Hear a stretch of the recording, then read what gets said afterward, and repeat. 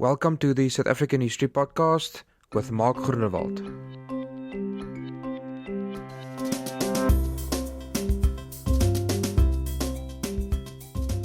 We're going to lose everything we worked for. They're going to take all our money. They will take our furniture and our house. We will lose the car and you'll have to walk to school. And after that they will burn your school down and they will have nothing. We will have nothing. That's why they can't release him from prison. Well, that's what my grandmother told me. One day we visited her in Cape Town. I was only 8 or 9 years old, and there were talk of Nelson Mandela being released. It was an uncertain time for white people in South Africa. I guess my grandparents had a different take on the whole situation. My granddad was a police officer in the apartheid era, and he was involved in patrolling the city centre at the time of the protests. It must have been a difficult time for the police, as they were always outnumbered. My granddad and his colleagues was told what the apartheid government wanted them to know. I guess the same way my grandmother scared me with the stories of Nelson Mandela, the government tried to manipulate them into doing what needed to be done. The police was always seen on TV as being the bad guys. Most of them were just doing the job, holding the line. I'm sure there were some rotten apples amongst them, but the bulk of them were good men, I'm sure. I don't want to go into the politics of apartheid, but I just wanted you to know how things were in our house before Nelson Mandela was released. With that said, let's start with today's session. Nelson Mandela led the country in its first years of being a true democracy and also led the fight against apartheid. He was born Xhosa on the 18th of July 1918 in a town called Mvezo. The town is situated on the zigzag banks of the Mbashe River in the Eastern Cape province. He was born into the Madiba clan and the son of a chief of the town. His father was also a Xhosa historian and an advisor to the kings. When one of the kings died, his son was too young to ascend to the throne. A dispute arose and Nelson's father recommended that a relative of theirs ascend to the throne, a relative that would later return the favour. The fact that Nelson was an heir to the throne is a myth. Although he was a member of the royal family, the line of succession never would have made him a king. He was in fact brought up to be a counsel to the tribal leaders, just like his father was. At the age of 5, he started looking after sheep and calves. This is a bigger deal than what you might think. In the Xhosa tribe, of which he belongs to, cattle are very important animals. They are a source of wealth and status. If God looked upon you favorably, you will have plenty of cattle.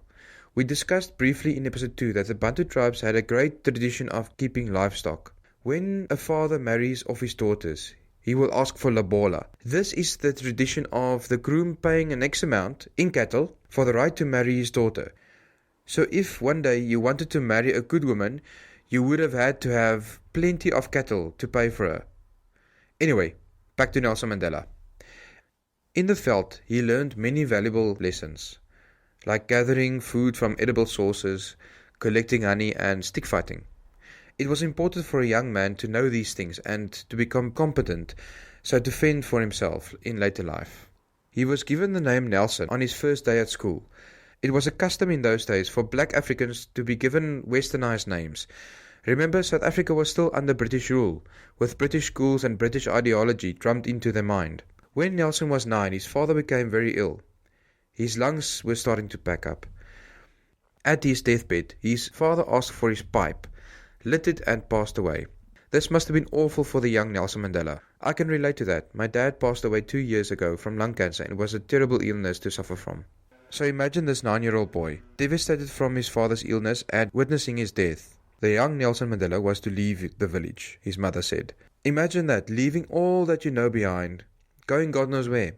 They set off by foot and eventually came to a village with a very stately compound in the centre. This was the home of, guess who? The relative who Nelson Mandela's father recommended to being acting paramount chief. His father had organised that in case of his death, Nelson would go and stay with him and be treated as one of his own children, with the same respect and same opportunities. Surrounded by the sweet songs of the Tembu maidens, he took to the life of a nobleman quickly and enjoyed the freedom they had. He was treated as one of the region's own children. He became friends with the oldest son and heir to the throne, Justice. Nelson admired him as he was an extrovert sportsman of sorts. Everything Nelson wasn't. It was here when Nelson became interested in not just Xhosa but African history. He used to sit and listen to stories being told about old folk tales and how valiant and brave old warrior chiefs were. He also heard stories of peace and prosperity until the white people arrived with their fire-breathing weapons. The chief decided it is time for Nelson to become a man. Nelson was 16 and this meant that he would have to be circumcised. These days they call it going to the bush. This is an ancient ritual that is still being practiced today. Basically, a few youngsters go to a tribal healer in the rural homelands in the Eastern Cape. They are dressed up in traditional clothes and in a ceremony their foreskin is cut off with a hard blade. Directly after the deed they shout, "I am a man." The whole ceremony lasts about a week. It must be excruciatingly painful, but that is what you must go through to become a man. In a traditional setting, if you don't go to the bush, you are seen as an inja. Inja is the word for an uncircumcised man, and coincidentally, it's also the word for a dog. An uncircumcised man can't marry, can't inherit a kingdom, can't do basically anything. So this process is a big deal. I can't really think of a white equivalent, but you don't want to be an uncircumcised member of the Xhosa tribe. There was a massive celebration upon his return to the village, but the regent stood up and gave a massive speech about the state of the black man in South Africa, telling them that black man would go on to work in the dirty mines and go do the most menial jobs for the white man, and so that the white man can become rich. Nelson didn't want to go work in the mines. After all, he was to become counsel to the kings. He felt that there was more in store for him. As we discussed, Nelson Mandela is part of the Xhosa tribe. Have a listen to this traditional piece of Xhosa music.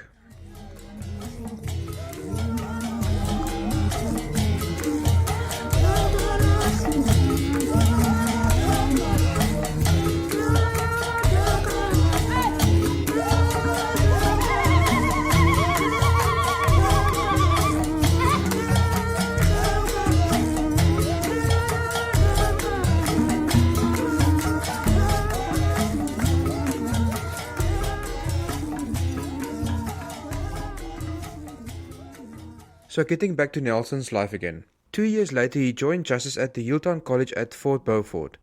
This used to be a British outpost, and as whites arrived they displaced the Xhosa, so this used to be Xhosa farmland.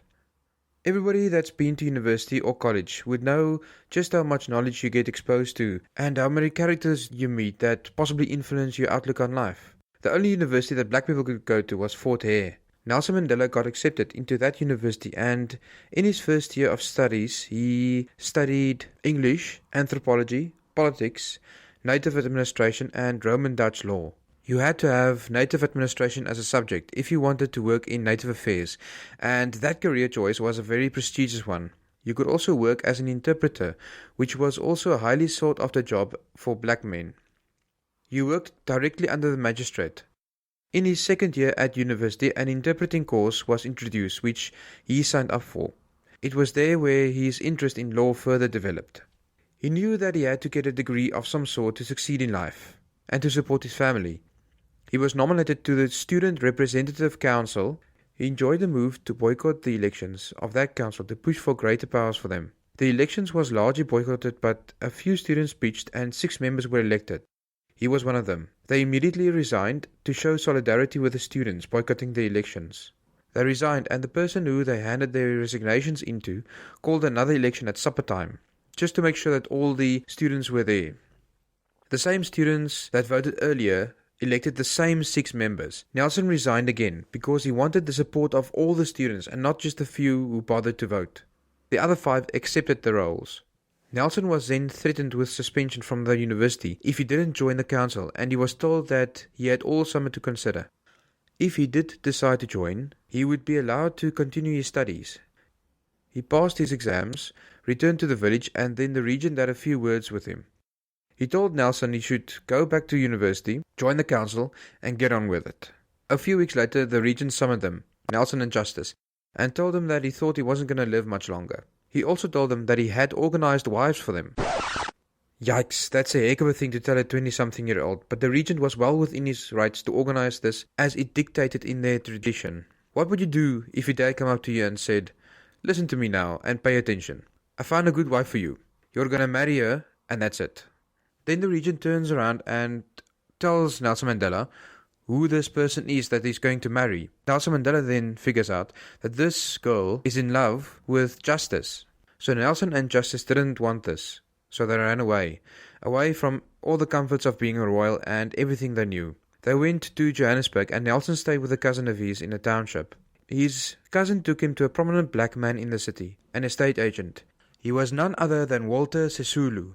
He was already a prominent figure in the community. Nelson explained to him that he was going to register at UNISA. UNISA stands for the University of South Africa and is a very well-respected university. Nelson didn't tell him why he left Fort Hare. Sisulu referred him to a white Jewish lawyer called Sadelsky, who is interested in African education, and Sisulu said he was going to have a word with him to see if he can offer Nelson a job. In South Africa, you have to have a BA degree and do several years of apprenticeship to qualify as an attorney. Sadelsky's firm was a traditional law firm, but also oversaw real estate transactions for black Africans. Mr. Sadelsky was also involved in African education and took a liking in Nelson. Nelson was told that there was no color discrimination in their office. In those days, blacks weren't allowed to drink from the same cups as whites, and this place was no different. But here, they were allowed to drink with the white folk, just not out of the same cups. One of his colleagues drank from the normal cups, set out for the white people, but Nelson took the middle ground and didn't have any tea. He quickly saw that this colleague was a troublemaker. He was a prominent member of the ANC and Communist Party. Nelson Mandela became friends with another article clerk who started at the firm just before him, called Nat. They became good friends.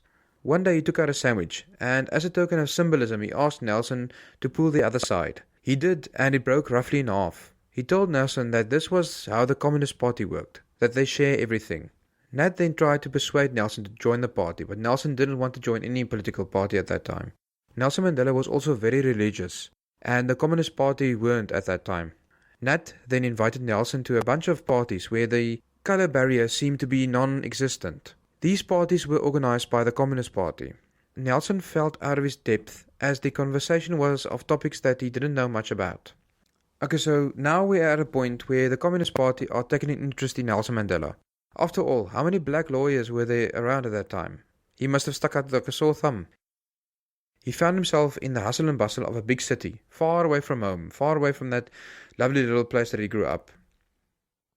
I think we're going to pause now from Nelson Mandela's life. We will continue again next week. So on the side, there's a fun fact for you. It is perfectly acceptable to call someone by his or her clan name. In this case, Madiba. You can walk right up to Nelson Mandela and drop the Mr. or whatever and just call him Madiba. This is a sign of great respect. The word clan name in Xhosa is Isiduko. So if you want to ask, what is your clan name? You can say, Ungubani Isiduko Sako. I've done so on many occasions because I'm just a curious person, but every time the person gave me a big smile or laughed and asked, how do I know this thing? After explaining, they are more than willing to give you the answer. If you ever see a Xhosa person, go ahead, ask them. Now we get to a section in the podcast where I will highlight some of the prominent characters in South Africa. They too need to be mentioned, even if they played a small part in South African history. Whether they are viewed as a villain, a hero, or if they fall in that bracket of being just plain ugly, we will see. And to be politically correct, by ugly, I mean their deed was ugly, not their appearance. So I'm going to call this the good, the bad, and the ugly. Hang on, I think I can whistle it.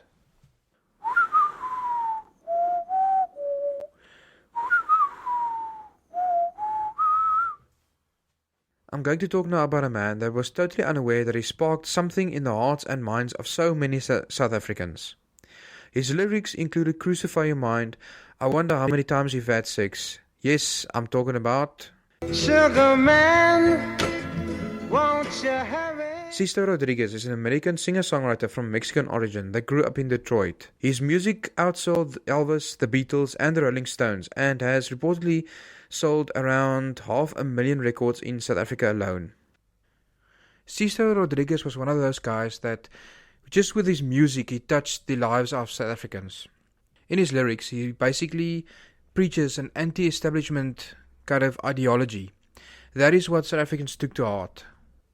And that is what gave South Africans momentum in the fight against apartheid.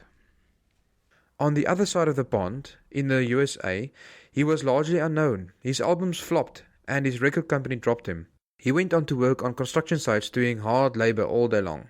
In South Africa, everybody speculated over what happened to him. Rumours went round that he set himself alight on stage. Others said he shot himself. Who knew that he was still living in Detroit? The apartheid government scratched out some of his lyrics in songs such as I Wonder How Many Times You've Had Sex. Do yourself a favour and download his album from iTunes. It is well worth a listen. He is touring Europe soon and I'm going to go and watch him in London. You can also get the documentary recently made about him called Searching for Sugar Man. I think it won an Oscar or a BAFTA or something. It's a very touching story. So Rodriguez, my friend, you are the very first guy that makes it onto this section. Okay, so the next person was born in the Netherlands and moved here when his parents settled in South Africa in support of the Afrikaner nation. He achieved a cum laude doctorate at the University of Stellenbosch and furthered his studies at various other universities abroad, amongst others Germany. I'm talking about Hendrik Verwoerd, in case you didn't know. He is known as the architect of apartheid. Who knows if he was influenced by 1920s Nazi racial ideology, but in 1936 he spoke out against Jews arriving in South Africa, fleeing Hitler. He quickly rose through the ranks of Parliament and became Minister of Native Affairs. In 1958 he was elected Prime Minister. He made every minute count in his 16 years in senior office. He enforced laws banning sexual conduct between whites and blacks, therefore banning mixed-race relationships. The list of laws he made that would ban interracial contact goes on and on and on. He was indeed an evil genius. In 1966, he was murdered in Parliament, stabbed to death. We will discuss him in a later podcast in greater detail. He is this week's baddie. I couldn't think of a more fitting person to kick this section off with. Right guys, I wondered if I should include an ugly this week, as it is the first week I'm doing this. But I need to say something, and let's get it out of the way now. The ugly this week is going to be racism. You know, the South African government was institutionally racist. That word carries a lot of weight. Institutional racism. You know, for me, it means that a system is racist. Not just the people that work for that system or that work in that system. The system itself is racist, and that is atrocious. It honestly is. That's pretty much all I wanted to say about racism. Right guys, thank you so much for downloading the podcast. It is because of you that the podcast is already on the new and noteworthy section in iTunes. I've just checked the downloads. It's about 200 downloads at the moment. And this is all in 1 week. I was totally shocked when I saw the numbers. And thank you so much for your support. The figures just motivate me to push full steam ahead with this project. If you have any ideas or concerns or you just want to chat, give me a shout at the South African History Podcast at gmail.com. You can also reach me on the website. It's the South African History Podcast.com. Our Twitter feed is at Safa History. That's at SAFFA History. And there's also a Facebook account set up. Just look for us on the South African History Podcast. Thank you very much again, guys. And may the Wors be with you and the Biltong keep you safe.